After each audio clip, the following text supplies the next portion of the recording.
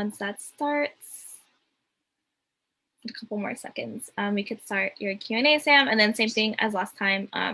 Alex will be giving time notes in the chat, and yeah, we go ahead and start, and Alex will read you the first question.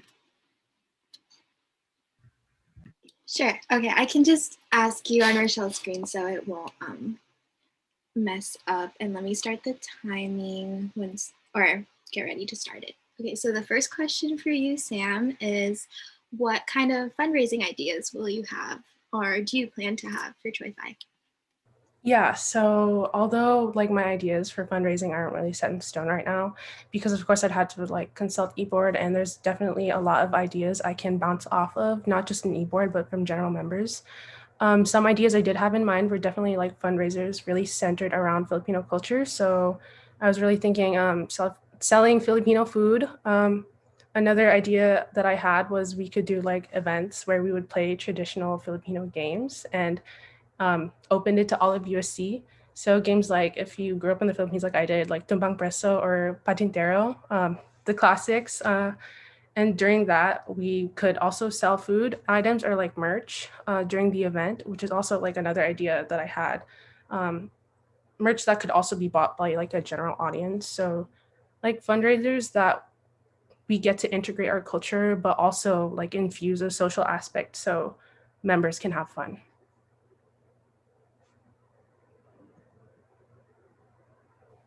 Okay, thank you, Sam.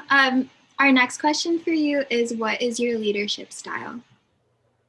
My leadership style, I tend to be really independent. So one thing that I'm like really working on is really learning how to voice when I need help. So I'd say my leadership style, it's really evolving to be really communicative and collaborative, I'd say. Perfect, thank you. And then our next question is, what direction will you take your fundraising into your events? Will it be like more advocacy or social? What kind of fundraising will you want to do? Yeah, so like I mentioned before, I'd really like to emphasize that social aspect of fundraising since I think we'd be able to get a lot more engagement if we were to do it that way, not just with general members, but with like all of USC. So I think that'd be a really good route if we wanted to take like putting Troy-Fi's name out there. Yeah, like I mentioned, like ideas that I had also included like collaborations, not just with like USC orgs, but maybe orgs from other schools too. So I was like really inspired by what we were doing with like Mahala Island with UCR. That seemed really fun. So I would like to really integrate like fundraising into those kinds of events to like benefit Troy-Fi and have fun at the same time. Sam, okay, so our next question is, what would you consider your biggest strengths and biggest weaknesses?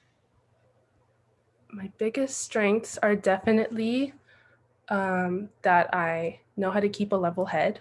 I think during times of stress and pressure, it's usually me that people look to try to get clarity and really try to look at a situation objectively. And my biggest weakness is, again, I tend to be really independent, and also I tend to bite more than I can chew. So I've also been learning how to delegate my work, to depend on other people, and really to communicate where I'm struggling, what I need help with.